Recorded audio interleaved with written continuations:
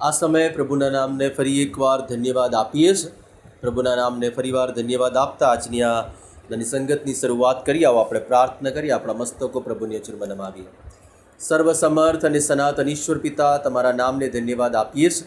આજના વચન દ્વારા પ્રભુ તમે અમારી સાથે વાત અને વ્યવહાર કરજો. અમે દરેક તમારા આત્મ સોંપાતા પ્રાર્થના પ્રભુ ઈસુ ખ્રિસ્ત નામથી માંગીએ છીએ. આમેન. આ સમયે પ્રભુના નામને ધન્યવાદ આપીએ છીએ અને જીવનના અલગ અલગ બાબતોમાં અને વિશેષ કરીને વિશ્વાસી જીવનની બાબતોમાં એની સમજણમાં આપણે આગળ વધી રહ્યા છીએ. આ સમયો દરમિયાન ત્યારે ખરેખર પ્રભુના નામને ધન્યવાદ આપીએ છીએ. આપ સર્વના જીવનને માટે આભાર માનું છું. વિશેષ કરીને દરેક લોકોના માટે આભાર માનું છું કે જે લિંક તમારી પાસે આવે છે એને તમે શેર કરો છો ને એના દ્વારા ઘણા બધા લોકો સુધી તે પહોંચે છે. ત્યારે ખરેખર તમારા જીવનો માટે પ્રભુના નામને ધન્યવાદ આપું છું. આ સમયે જે પ્રભુનું વચન આપણે જોવા માંગીએ છીએ એ તો ઉત્પત્તિના પુસ્તકના 24મા અધ્યાયની અંદરથી એ પ્રભુના વચનને જોવા માંગીએ છીએ. ત્યાં પ્રભુના વચનમાં લખવામાં આવ્યું કે ઇબ્રાહીમ, પહેલી કલમ, અને ઇબ્રાહીમ ગરડો અને બહુ વર્ષનો થયો હતો અને યહોવા ઇબ્રાહીમને સર્વ વાતે આશીર્વાદ આપ્યો હતો. અને ઇબ્રાહીમે પોતાના ઘરનો જૂનો ચાકર જે તેના સર્વસ્વનો કારભારી હતો તેને કહ્યું, કૃપા કરી મારી જાંઘ તળે મારો હાથ મૂક, અને યહોવા જે આકાશનો તથા પૃથ્વીનો દેવ છે તેના હું તને સોગંદ દઉં છું કે કનાનીઓ જેઓમાં હું રહું છું તેઓની દીકરીઓમાંથી મારા દીકરાને સારું તું સ્ત્રી લઈશ નહીં, પણ મારા દેશમાં મારા કુટુંબીઓ પાસે જા ને મારા દીકરા ઈસાકને સારું સ્ત્રી લાવ. વાલો, પ્રભુનો સેવક ઇબ્રાહીમ કે જેના જીવનમાંથી આપણે ઘણી બધી બાબતો શીખી શકીએ એવા આ પ્રભુના સેવકના જીવનમાંથી એક બીજી નવી બાબત આપણે આજે શીખવા માંગીએ છીએ. અને એ તો એ કે પ્રભુનો સેવક એ પોતાના દીકરાના લગ્નની ચિંતા કરીને પોતાના ચાકરને એના માટે સ્ત્રી લાવવાનું કહે છે. ભલો, પહેલી જે બાબત અહીંયા શીખીએ છીએ તો એ કે એને કહેવામાં આવ્યું કે તું જા અને આ જગ્યામાંથી તું સ્ત્રી એ લઈશ નહીં. વાલો, પ્રભુનો સેવક એ જે દેવની યોજના પર આધારિત છે, દેવની યોજનાને સ્વીકારે છે અને ઈશ્વર પિતા પર અદ્ભુત વિશ્વાસ કરે છે, એ સેવકની આ વાત છે. 5મી કલમમાં લખવામાં આવ્યું, ત્યારે ચાકરે તેને કહ્યું કે કદાચ તે સ્ત્રી મારી સાથે આ દેશમાં આવવા રાજી ન હોય તો જ્યાંથી તું આવ્યો છે તે દેશમાં તારા દીકરાને હું પાછો લઈ જાઉં કે કેમ? અને ઇબ્રાહીમે કહ્યું કે ખબરદાર, તું મારા દીકરાને ત્યાં પાછો લઈ ન જતો. વાલો, પ્રભુના વચનમાં બહુ ભયંકર એક હુંકાર એક બાપનો અહીંયા દેખાય છે, મારા પુત્રને તું ત્યાં પાછો લઈ જતો નહીં. વાલો, ઇબ્રાહીમ કે જે દેવની યોજનાની અંદર એ કનાનમાં રહેવા માટે આવે છે.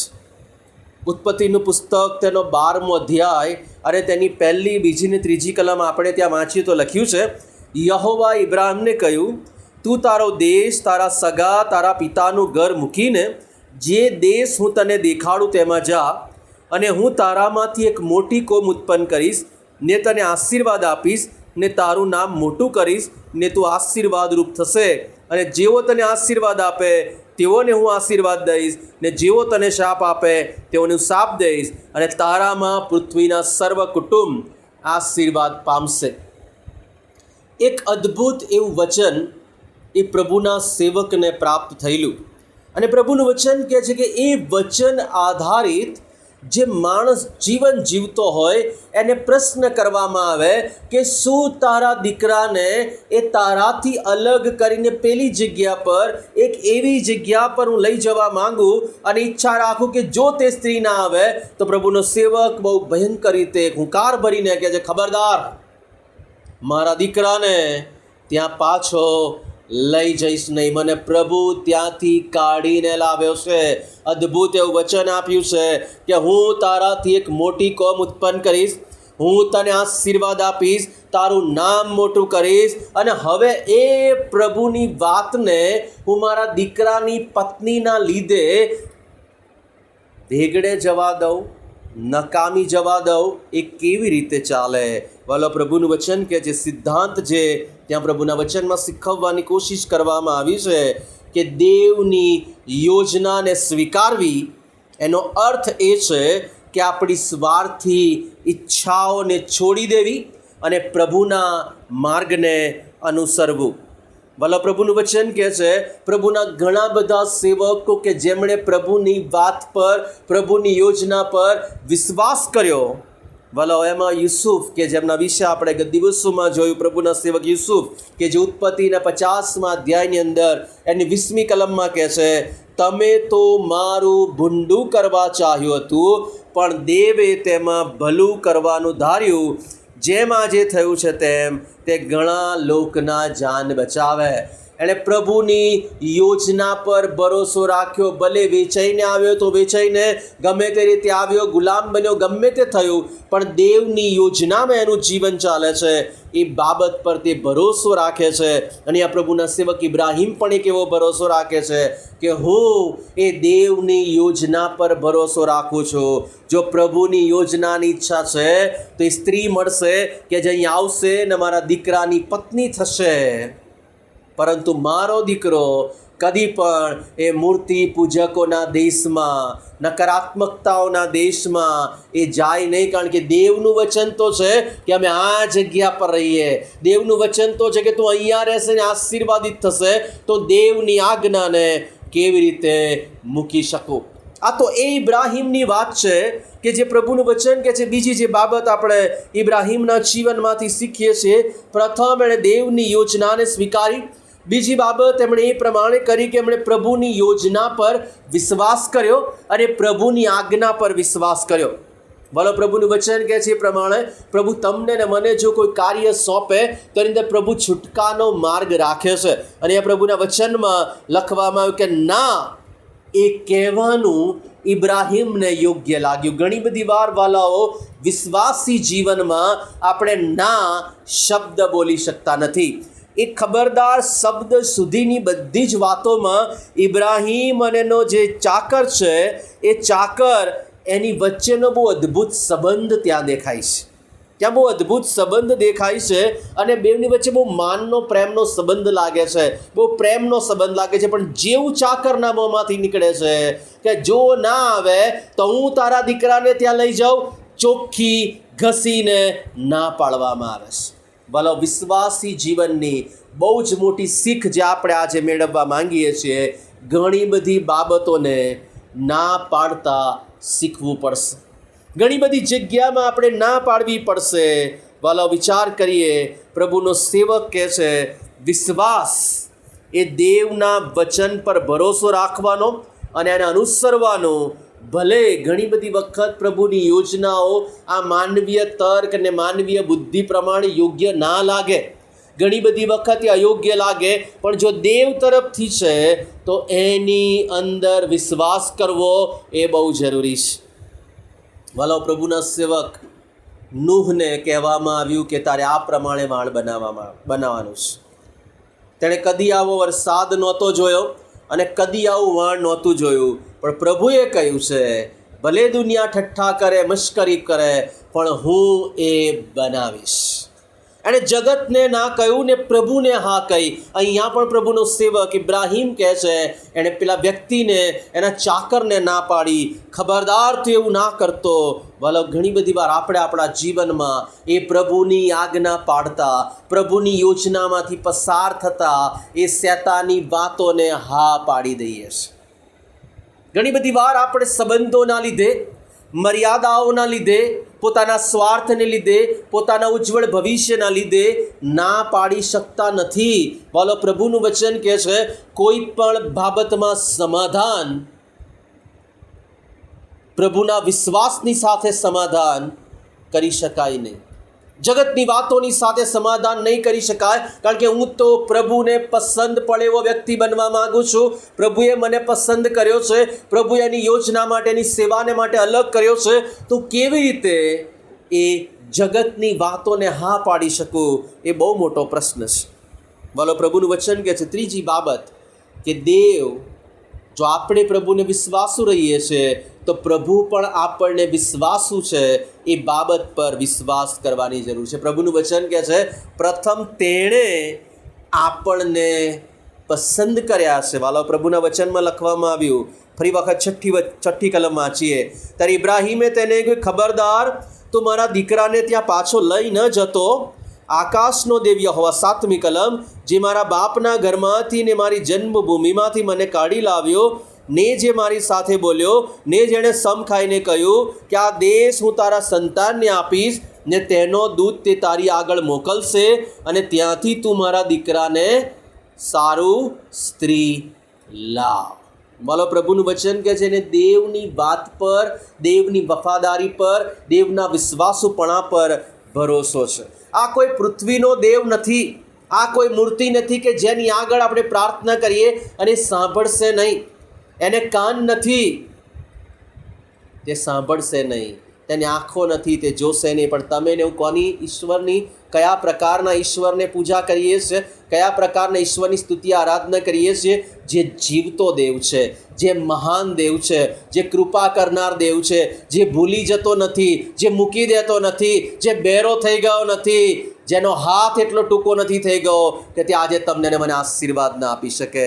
બોલો પ્રભુનું વચન કહે છે, ત્યાંથી તું મારા દીકરાને સારું સ્ત્રી લાવ, અને એ દૂત તારી આગળ મોકલશે. વાલા, પૃથ્વીના જીવનમાં ઘણી બધી વખત આપણે બધા હારી જઈએ છીએ. આવું કેવી રીતે થશે? પ્રભુએ કહ્યું તો ખરું, પણ આવું શક્ય નથી. વાલા, પ્રભુનું વચન કહે છે, એ દેવને સર્વ શક્ય છે. માણસને તો અશક્ય છે, પણ દેવને શક્ય છે. વાલો, પ્રભુના વચનમાં એ બાબતને લખવામાં આવી કે દેવ ક્યારે પણ આપણને છોડતા નથી. એ બાબત પર, એ પ્રભુની બાબત પર આપણે વિશ્વાસ કરવો પડશે. હિબ્રુઓને પત્ર તેનો 13મો અધ્યાય અને તેની 5મી કલમમાં લખ્યું છે, તમારો સ્વભાવ નિર્લોભી થાય. પ્રભુનું વચન કહે છે, પહેલાં લોભને મૂકી દો, પોતાની પાસે જે હોય તેથી સંતોષી રહો, કેમ કે તેમણે કહ્યું છે, હું તને કદી મૂકી દઈશ નહીં અને તને તજીશ પણ નહીં. વાલાઓ, ઘણી બધી વખત પૃથ્વી પરના સ્વાર્થમાં, ઘણી બધી વખત અલગ અલગ પ્રકારની નિરાશામાં અને કશું ખોઈ બેસવાની જ બાબતમાં અને ચિંતામાં આપણે ઘણી બધી વખત પ્રભુની વાતોને ના પાડીએ છીએ અને શૈતાનની બાબતોને હા પાડીએ છીએ. બોલો, પ્રભુનું વચન કહે છે કે દેવની યોજના અને દેવની ઈચ્છા એ હંમેશા આપણા માટે શ્રેષ્ઠ હોય છે. અને એટલાને માટે પ્રભુના વચનમાં લખવામાં આવ્યું, યર્મિયા પ્રબોધકનું પુસ્તક તેનો 29મો અધ્યાય તેની 11મી કલમમાં, કેમ કે જે ઈરાદા હું તમારા વિશે રાખું છું તેઓને હું જાણું છું, એવું યહોવા કહે છે. એ ઈરાદા ભવિષ્યમાં તમને આશા આપવા માટે વિપત્તિને લગતા નહીં, પણ શાંતિને લગતા છે. વાલો, પ્રભુનું વચન કહે છે, રૂથે નાઓમીની સાથે રહીને દેવ પર ભરોસો રાખ્યો અને પ્રભુનું વચન કહે છે તેને આશીર્વાદ મળ્યો. વાલો, જ્યારે સ્ત્રી શોધવાની વાત થઈ એ પોતાના દીકરાને માટે, તો શ્રેષ્ઠ ઉદાહરણ એ રૂથનું ઉદાહરણ છે કે જ્યારે રૂથને કહેવામાં આવ્યું ત્યારે રૂથે કહ્યું, રૂથ 1 અને તેની 1 અધ્યાય અને તેની 16મી કલમ, રૂથે તેને કહ્યું કે તને છોડવાની તથા તારી પાસેથી પાછી જવાની આજીજી મને ન કર, કેમ કે જ્યાં તું જાય છે ત્યાં હું જવાની, જ્યાં તું રહે છે ત્યાં હું રહેવાની. તારા લોકો એ મારા લોકો ને તારો દેવ તે મારો દેવ. તું મરીશ ત્યાં હું મરીશ, ત્યાં અને ત્યાં તું દટાઈશ ત્યાં જ હું દટાઈશ. મોત સિવાય બીજું કોઈ મને તારાથી જુદું નહીં પાડે. વાલો, પ્રભુનું વચન કહે છે, આવું પ્રેમ તમારો ને મારો ઈશ્વર પિતા સાથેનો હોવો જોઈએ. ઈશ્વરે જે યોજના આપી, ઈશ્વરે જે વિશ્વાસ મૂકવાની વાત કરી, ઈશ્વરે જે આજ્ઞા આપી, એમાં ટકી રહેવું બહુ જરૂરી છે. અને એટલાને માટે પ્રભુનું વચન કહે છે, આજે જે મુખ્ય બાબતો આપણે શીખવા માંગીએ છીએ તો એ આપણે દેવની યોજનાને સ્વીકારીએ. આપણા જીવનમાં જો દેવની યોજના શું છે આપણને ખબર નથી, પ્રાર્થના કરીએ, પ્રભુને કહીએ કે પ્રભુ તારી યોજના શું છે, તું મને શીખવ, તું મને બતાવ કે તું શું કરવા માંગે છે. પ્રભુનું વચન કહે છે કે વિશ્વાસ અને આજ્ઞા પાલન જો પ્રભુ તરફથી છે તેની પર વિશ્વાસ કરે કે આપણો દેવ એ આપણા જીવનને માટે બહુ વિશ્વાસુ છે અને કદી પણ આપણને છોડી દેનાર નથી. અને ત્રીજી બાબત કે દેવની એ વફાદારી, એ આપણા પ્રત્યેની પ્રામાણિકતા, એના પર વિશ્વાસ કરે. કારણ કે પ્રભુનું વચન કહે છે, તમે ને હું જ્યારે પાપમાં હતા ત્યારે દેવે પોતાનો એકનો એક દીકરો મોકલ્યો કે જે તમારો ને મારો બચાવ થાય. એણે ફક્ત પસંદ કર્યા અને છોડી દીધા નહીં, પણ પ્રભુનું વચન કહે છે એણે એ પસંદ કરેલા લોકોને બચાવવાને માટે પણ વ્યવસ્થા કરી. પ્રભુના વચનમાં લખવામાં આવ્યું, ગીતશાસ્ત્ર 37:5, તારા માર્ગો યહોવાને સોંપ ને તેના પર ભરોસો રાખ, એટલે તે તને ફળીભૂત કરશે. વલ્લભ, આજે પ્રભુનું વચન કહે છે એ દેવની યોજનાને હા પાડીએ અને શૈતાનના આયોજનોને, શૈતાનની યોજનાને, શૈતાનના પ્રલોભનોને ના પાડીએ. એ બહુ જ મોટી ખ્રિસ્તી જીવનની, વિશ્વાસી જીવનની જરૂરિયાત છે. અને પ્રભુનું વચન કહે છે જો તમે ને હું એ પ્રમાણે ચાલીએ છીએ તો પ્રભુ તો એ પ્રમાણે આશીર્વાદ આપવાને માટે, મદદ કરવાને માટે, આચ્છાદાન કરવાને માટે, એની કૃપા આપવાને માટે વિશ્વાસુને ન્યાયી છે. ભલે અત્યારે આ સમયે આપણે પ્રભુની પાસે આવીએ. સર્વસમર્થ અને સનાતન ઈશ્વર પિતા, પ્રભુ પરમેશ્વર, અમે તમારા પર અઢેલીએ છે. માન, મહિમા અને ગૌરવ તમને આપીએ છીએ. તમારી મહાન ને પરાક્રમી યોજનાઓ અમારા જીવનમાં પૂર્ણ કરજો એ પ્રાર્થનાને વિનંતી કરીએ છીએ. અમે દરેક તમારા હાથમાં સોંપાતા પ્રાર્થના પ્રભુ ઈસુ ખ્રિસ્ત નામથી માંગીએ છીએ. આમેન. હવે આપણા તારનાર પ્રભુ ઈસુ ખ્રિસ્તની કૃપા, દેવ બાપનો પ્રેમ, પ્રભુ પરમેશ્વર પિતાની સંગત આપણ સર્વની સાથે હમણાંથી સદા સર્વકાળ સુધી હોજો. આમેન.